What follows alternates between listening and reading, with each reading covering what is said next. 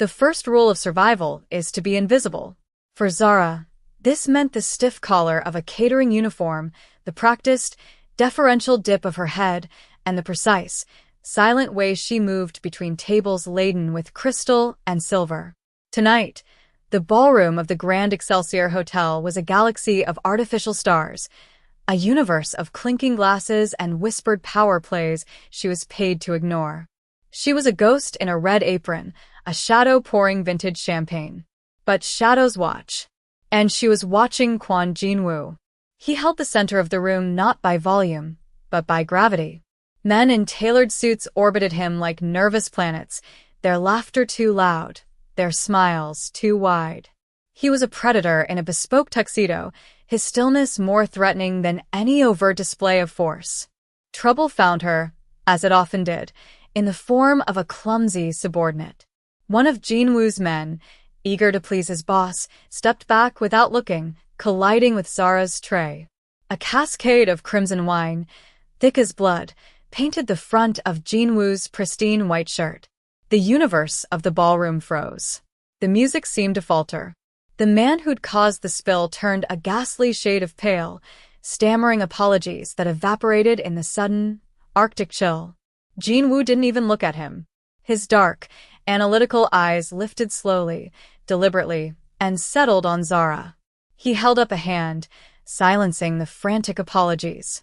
It was not his fault, Jinwoo said, his voice a low, resonant hum that cut through the silence. It was hers. Poor service. Inattentive, he dabbed at the stain with a napkin, a gesture of profound, theatrical disappointment. In my world, mistakes have consequences. Zara stood perfectly still, her face a mask of polite contrition, but inside, a cold, familiar switch was flipped. She could feel the coiled energy in her muscles, the heightened awareness that flattened the background noise into a dull thrum. He was bored. This was a game to him. I am so sorry, sir, she said, her voice steady, betraying nothing. Jinwoo smiled, a sharp, merciless curve of his lips. Sorry is not enough. You have humiliated me. A debt must be paid. He looked around the room, at the rapt audience of the city's elite. I am feeling sporting. Let's make this interesting. He gestured to the cleared marble space in the center of the room. 1 round. You and me. If you can stand for 3 minutes, I will pay this hotel $1 million for the inconvenience. If you cannot, he let the threat hang in the air, glittering and sharp. You will simply learn a lesson in respect. The crowd gasped, a collective intake of breath that was part horror, part giddy excitement. They were watching a lion toy with a mouse. Jinwoo's men smirked. This was their boss at his most imperious, his most dominant. He was making a point, but he had chosen the wrong mouse.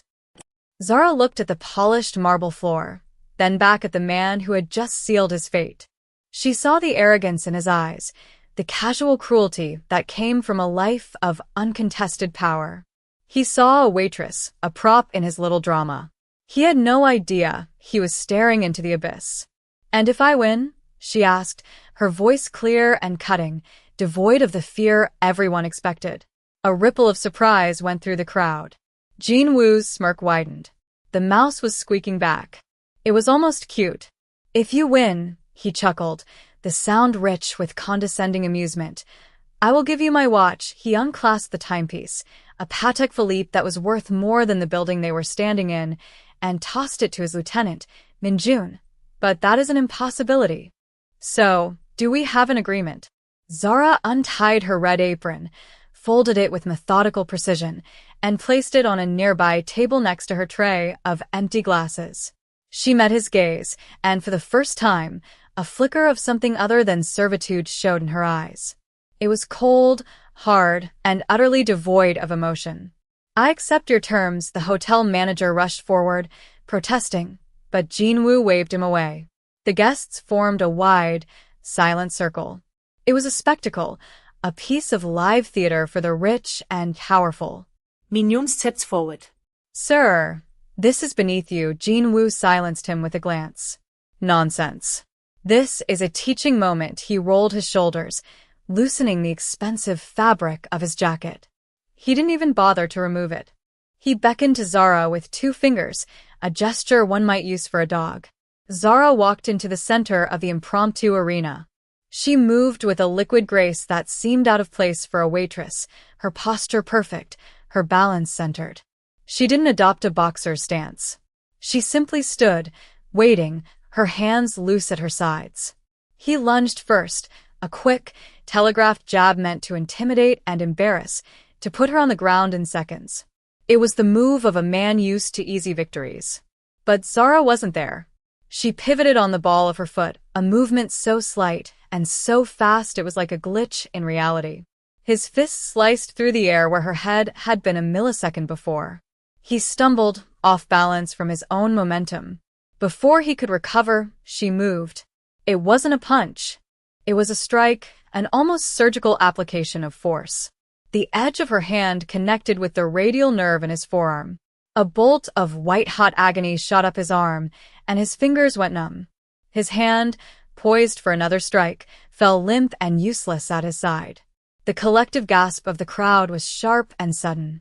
Jin Woo's face, a mask of arrogant confidence a moment ago, was now twisted in shock and pain. He stared at his deadened arm, then at her, his eyes wide with disbelief. The predator had just realized the prey had teeth. Sharp ones. The fight, if it could be called that, lasted another 47 seconds. It was not a brawl, it was a deconstruction. Jin Woo, recovering from the initial shock, swung with his other hand, a wild, furious hook fueled by a bruised ego. Zara flowed under it, the motion as natural as water moving around a stone. As his arm passed over her head, she rose up, driving her elbow into his floating ribs. The sound was a sickening, wet crack that echoed in the cavernous silence of the ballroom. Jin Woo choked, the air forced from his lungs.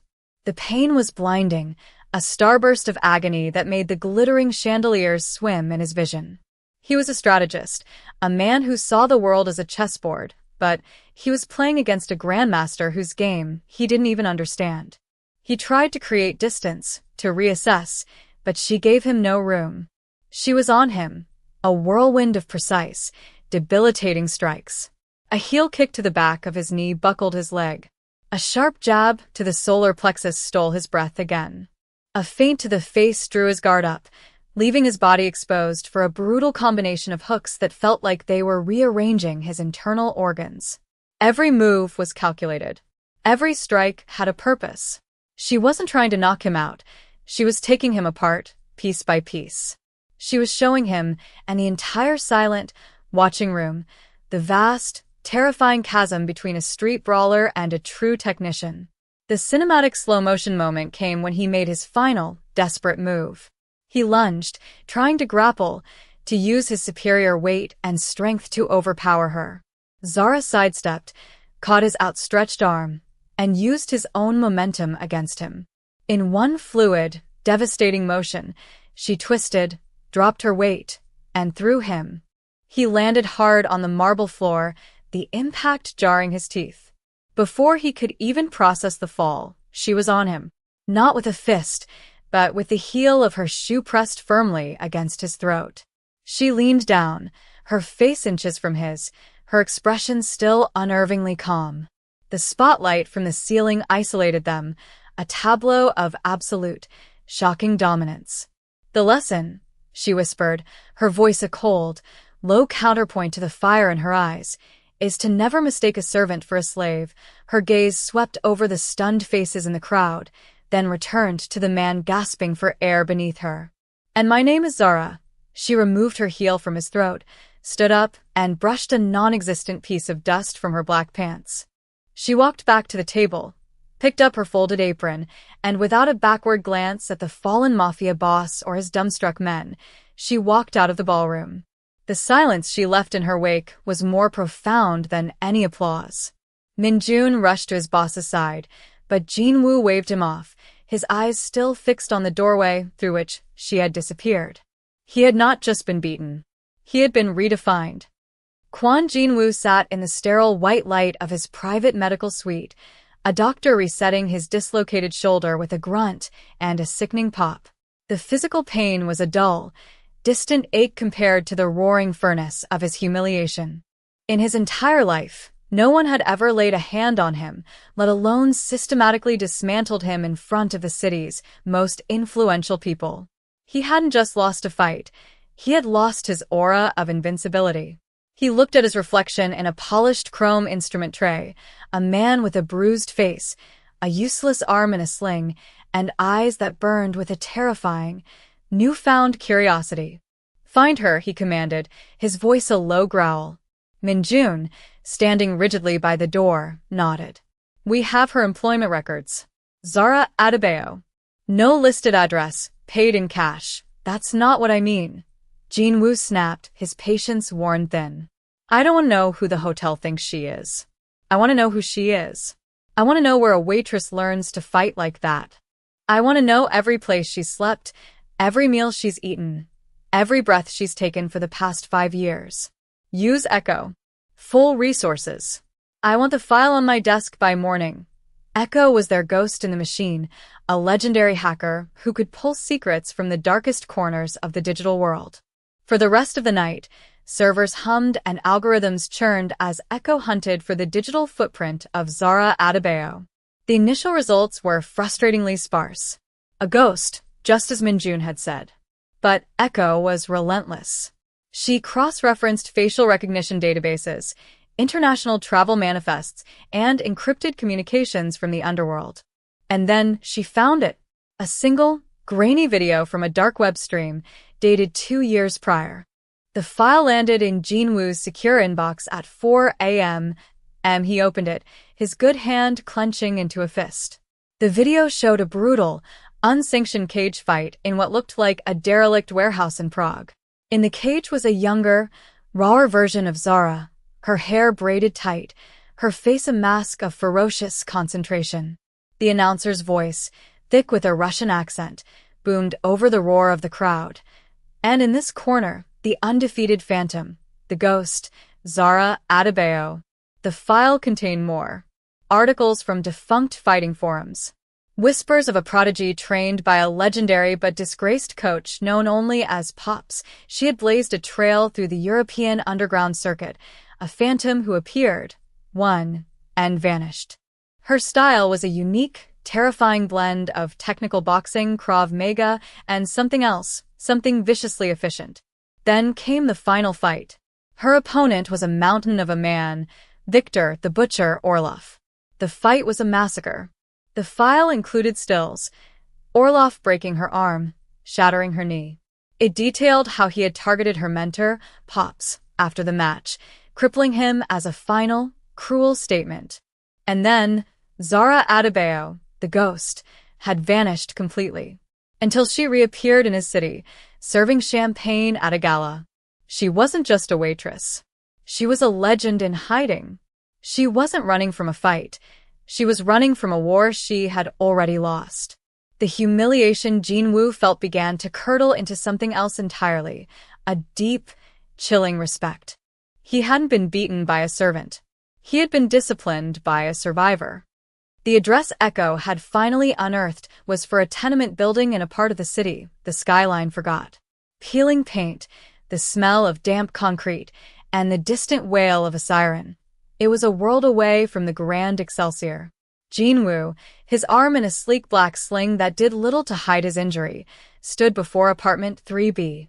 He knocked, the sound unnaturally loud in the quiet hallway. The door opened a few inches, held by a chain. Zara's eyes, wary and cold, peered out at him. She was in a simple gray tank top and sweatpants, her hair unbound. Seeing him, her expression didn't change. No surprise, no fear. Only a weary resignation. "What do you want?" she asked, her voice flat. "We need to talk," he said simply. She studied him for a long moment, then unlatched the chain and opened the door. Her apartment was sparse, almost monastic. A thin mattress on the floor, a single chair, a small table with a book on it, and a heavy bag hanging from a steel beam in the corner. The bag was scuffed and worn, evidence of countless hours of solitary, punishing work. He stepped inside, the space feeling impossibly small with his presence. He held up a tablet, the screen showing the file Echo had compiled. Her face, the video, the articles. Her entire hidden life laid bare. Zara, the ghost Adebayo, he said, the name sounding foreign and powerful in the small room.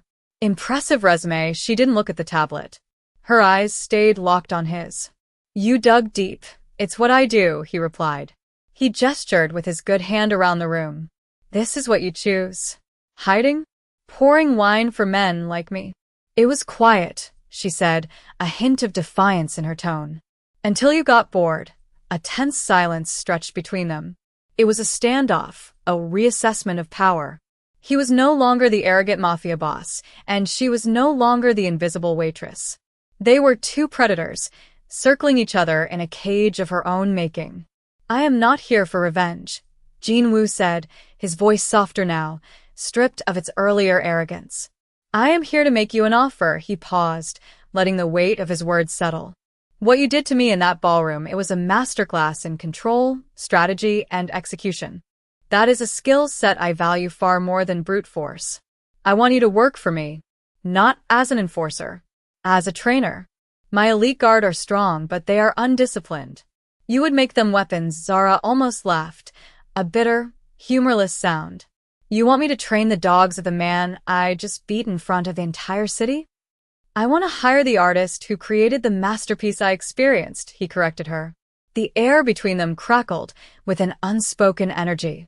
It was more than just respect, it was a dangerous, magnetic pull. A recognition of like minds, of shared darkness. I'm retired, she said, turning away from him to look at the heavy bag. I don't fight anymore. You were fighting last night, he countered. And you train every day. You're not retired. You're dormant. Hiding from him. From Victor Orloff, the name hung in the air like poison. He saw her shoulders tense, a flicker of raw pain crossing her face before being suppressed. He had hit the nerve. My offer stands, he said, placing the tablet on her small table. My number is on there. When you get tired of hiding, call me. He turned and walked out, leaving her alone in the quiet room with the ghosts he had just dragged back into the light. For 3 days, Zara lived in a state of suspended animation.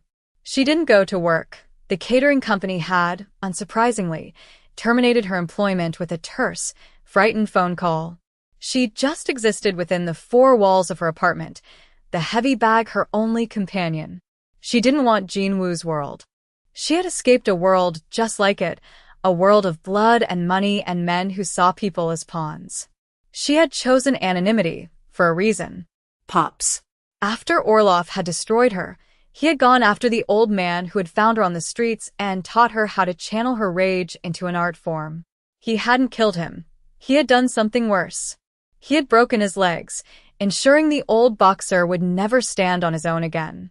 Zara had used every last penny she had earned in the ring to set him up in a quiet, private care facility, paying the exorbitant bills by working menial jobs under the radar. Her invisibility was his shield. Accepting Jin Woo's offer would mean stepping back into the light, and the light cast a very long, very dark shadow. On the 4th day, her phone rang. It was an unknown number, but she answered it. The voice on the other end was frail, laced with a familiar terror. Zara? They came for me, it was Pops. Her blood ran cold. What? Who? Are you hurt? No, he stammered, his breath coming in ragged gasps. They didn't touch me. They were Russian. Big men. They just stood in my room. Said their boss was in town and sends his regards. Said he heard a ghost was seen at a fancy party. Zara, he knows. He knows you're here. The line went dead. She knew it wasn't a direct threat. It was a message. A chess move from a monster who enjoyed the game. Orloff was here. Her past had not just found her. It was actively hunting her. Later that evening, the second message arrived. It was far less subtle. A sleek black car pulled up outside the small restaurant where she occasionally washed dishes for extra cash. 3 men got out, entered the quiet eatery, and systematically destroyed it. They shattered windows, overturned tables, and beat the owner, a kind old man named Mr. Chin, until he was unconscious. They left a single white orchid on the counter, Orloff's signature. Zara arrived to see the flashing lights of police cars and ambulances. She saw Mr. Chun being loaded onto a stretcher, his face a swollen, bloody mess. He had been hurt because of her. Her shield of invisibility had become a liability, endangering everyone she came into contact with. The quiet life was over. The rage she had kept banked for 2 years roared back to life, a wildfire in her soul. She walked away from the chaos, pulled out her phone, and dialed the number Jinwoo had left her. He answered on the first ring. "I'm in," she said, her voice hard as forged steel. "But we do this on my terms. I don't work for you. I work with you. And when we find Victor Orloff, he's mine." The alliance was forged in the cold, minimalist expanse of Jinwoo's penthouse office. The city glittered below them, a tapestry of 1,000,000 lives he controlled and she had tried to hide among. There was no contract, only a meeting of eyes and a shared understanding. He needed her mind. She needed his resources. It was a perfect, deadly symbiosis. Her first order of business was his security team. She met them in a state-of-the-art training facility hidden beneath one of his corporate towers. They were big, loyal, and utterly complacent, used to winning through numbers and reputation. Zara saw them as raw, undisciplined clay. "Your boss pays you to protect him," she announced, her voice echoing in the vast, matted space. "But you couldn't protect him from an unarmed waitress. Today, your education begins." What followed was a week of brutal, ego-shattering training. She ran them until they collapsed. She taught them that strength was useless without technique, that aggression was a weakness without control. She broke down their stances, corrected their footwork, and sparred with each of them, exploiting their flaws with surgical precision. She didn't just teach them how to fight. She taught them how to see, how to anticipate, how to think 3 moves ahead. Minjun, initially skeptical, became her most dedicated student, his respect for her growing with every bruise. During this time, the dynamic between Zara and Jinwoo shifted. He would watch her train his men, his expression unreadable. He saw the teacher, the strategist, the warrior. After the sessions, they would convene in his office, poring over Echo's intelligence reports on Orloff's operations. They learned that Orloff was in town to broker a massive arms deal, using an unsanctioned, high-stakes fighting tournament as a cover and a display of his dominance. The winner of the tournament would be granted a private audience, where the real business would be conducted. "He's arrogant," Zara noted, tracing the connections on a digital map. "He loves the theater of it all. He thinks he's untouchable. He's about to receive a surprise." Jinwoo said, his eyes on her. The romantic tension that had sparked in her apartment had not dissipated. It had deepened, a low hum beneath the surface of their strategic planning. It was a dangerous attraction between 2 people who understood the violence and control that governed their worlds. He saw the vulnerability she tried so desperately to hide, the pain for her mentor that drove her. She saw the man behind the carefully constructed facade of the Mafia boss, a brilliant, lonely strategist who had never met his equal. One evening, after a particularly grueling session, he found her alone in the gym, relentlessly working the heavy bag. Sweat glistened on her skin, each impact a sharp, percussive crack. He didn't speak, just handed her a bottle of water. "You're going to burn yourself out," he said quietly. She stopped, breathing heavily, and took the water. "He's the final fighter," she said, her voice tight. "The champion's match. I have to go through everyone to get to him. You don't have to do it alone." Jinwoo replied, his gaze intense. "This is my fight, too."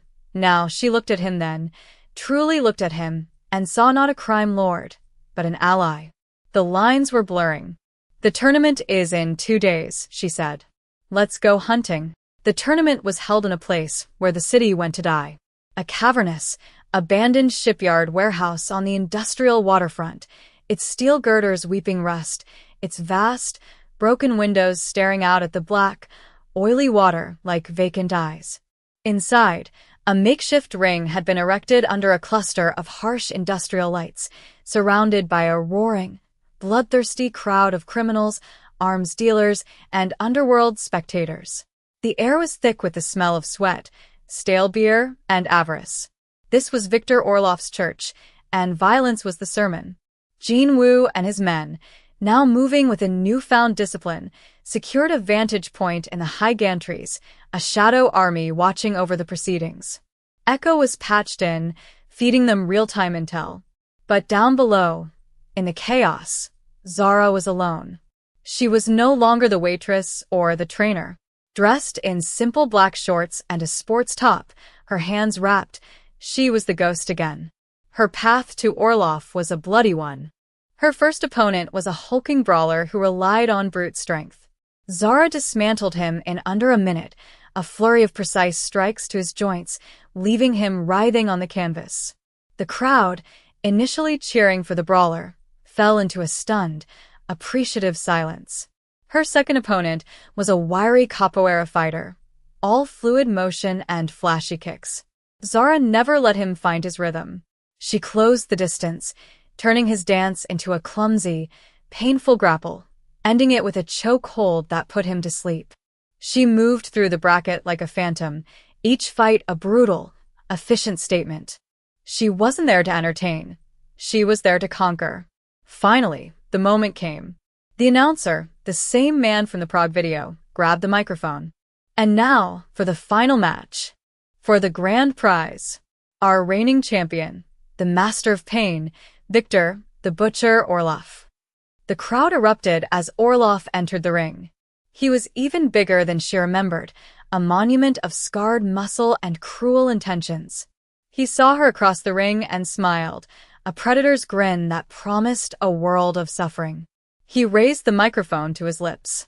"Look what we have here," he boomed, his voice dripping with sadistic glee. "The little ghost has come back from the dead. Did you miss me? I heard you put on quite a show for the local talent." He gestured dismissively towards the gantries where Jinwoo watched. "Tell me, did you enjoy our last dance? I sent your old man a souvenir. I hope he likes the wheelchair." Zara's face remained a stone mask, but inside, a cold, white-hot fury ignited. The bell rang. Orlov charged, a freight train of muscle, expecting to overwhelm her as he had before. But this was not the same girl from 2 years ago. Zara met his charge not with force, but with intelligence. She slipped his opening salvo of haymakers, weaving and ducking, letting him punch himself out. The fight was a brutal ballet, his raw power against her technical brilliance. He landed a heavy body blow that made her gasp, the memory of broken ribs flaring. She answered with a razor-sharp 3-punch combination that split his eyebrow open, blood trickling into his eye. This was more than a fight. It was a conversation spoken in bruises and blood, a continuation of a story that had almost ended her. The middle rounds were a blur of pain and strategy. Orlov was a sadist. He wasn't just trying to win, he was trying to inflict maximum damage, to break her spirit before he broke her body. He caught her with a spinning back fist that sent her staggering into the ropes, the crowd roaring, sensing the kill.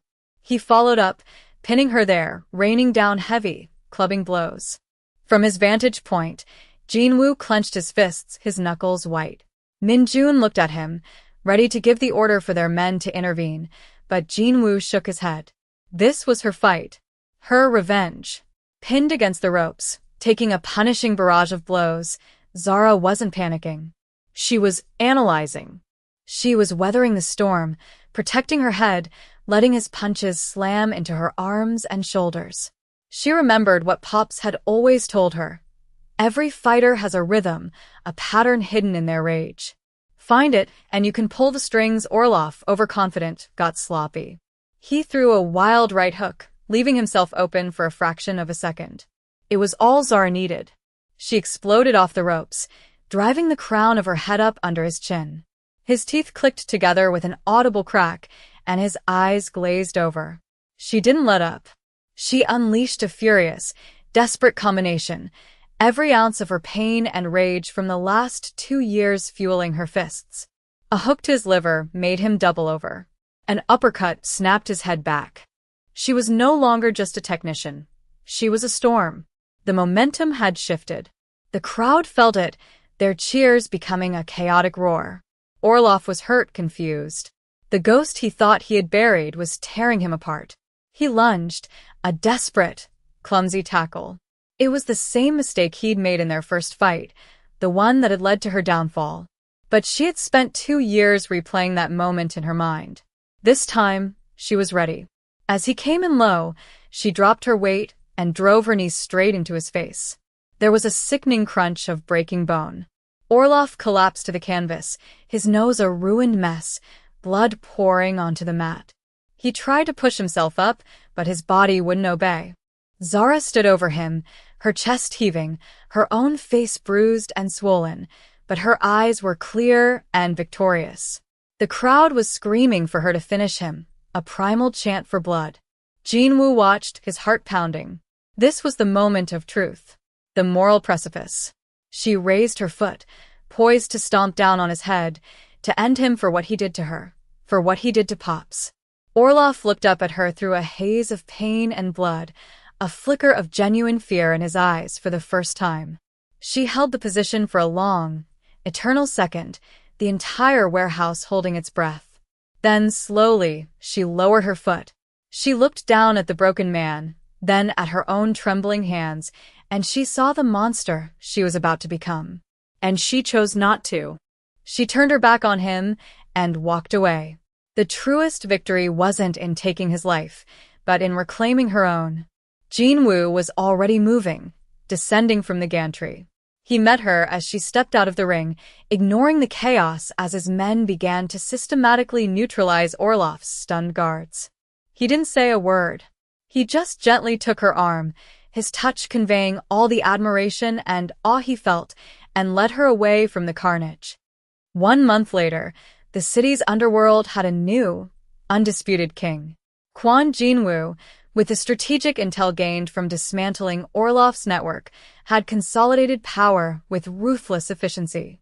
The old guard was gone, the rival syndicates either absorbed or erased. His reign was absolute, built not on chaotic violence, but on cold, calculated control. The final scene played out in the place where their alliance had been forged, his penthouse office. The sprawling cityscape glittered below, a kingdom of light and shadow.